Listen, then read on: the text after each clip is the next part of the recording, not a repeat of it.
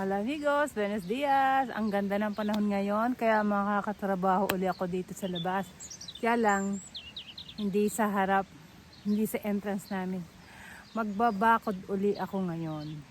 May bakod po ang aming garden kaya lang mabababa kaya nakakapasok ang mga manok at kinakalaykay nila ang aking mga halaman, lalo na yung mga bagong tanim. Kaya magbabakod po ako ng mas mataas. So, yan po yung aking private garden. Bawal po ang mga manok dyan. Kaya lang mabababa ang mga bakod. Kaya tataasan natin. Kaya nakakapasok po sila dyan. Nakakalaykay. Itong mga poste na to, pinalagay ko na yan kay Don Pedro bago siya umalis. Yan. Kaya ako na ang maglalagay ng bakod. Materials. Ito lang po amigos ang gagamitin kong materials.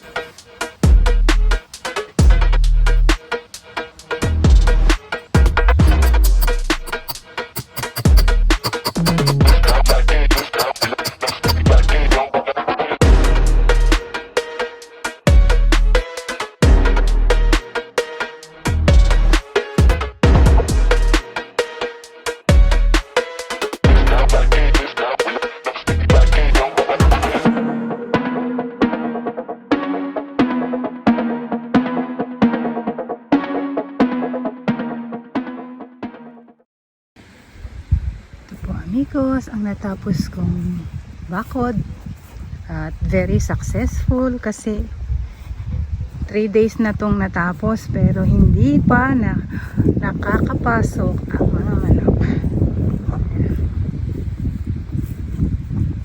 Hanggang doon po yan sa kabilang gate.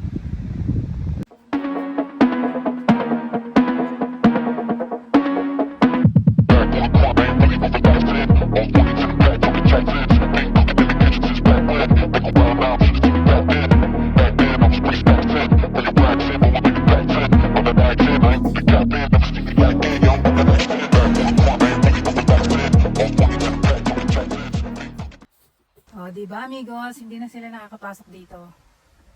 Ayoko kasi lang pumasok dito dahil ito ay aming private garden. Siyempre marami yung pupupo sila, kung saan saan, maapakan mo, tapos maano mo sa loob ng bahay. And also, kinakalaykay nila yung mga bago kong tanim.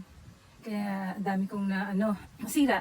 Anyway, ngayon, 3 days na itong tapos, walang signs na nakapasok sila.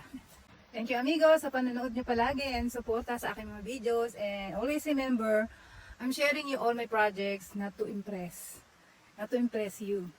I'm sharing you my ideas.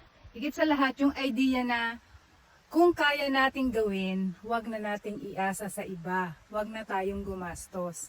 At wag nyo sasabihin, hindi nyo kaya hanggat hindi nyo sinusubukan. Diba? At hindi ko rin naman kayo pipilite na gawin yung mga ginagawa ko. Kung kaya lang. Okay amigos? Thanks again and hasta luego!